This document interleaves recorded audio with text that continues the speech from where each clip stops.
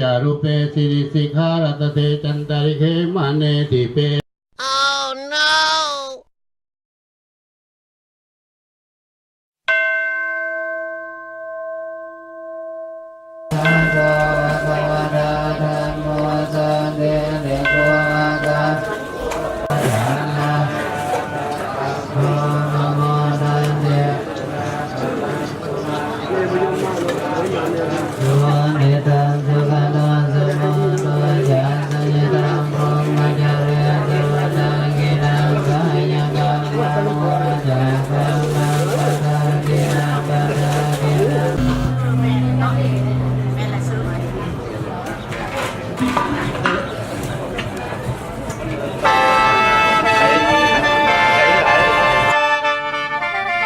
พระธรรมมีพระธรรมเมืองโกติปริโภโคอัน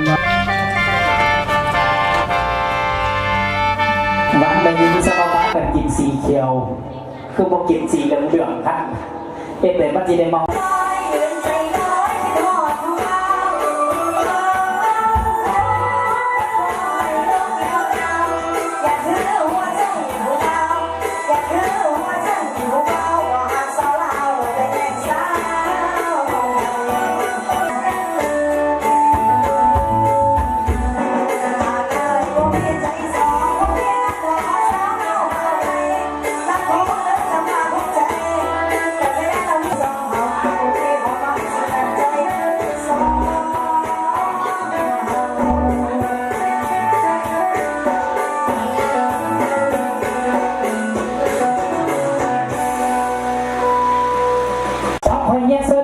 ขอเขียนเซิร์ฟสองรอบมาสาวขอเขียนเซิร์ฟเลย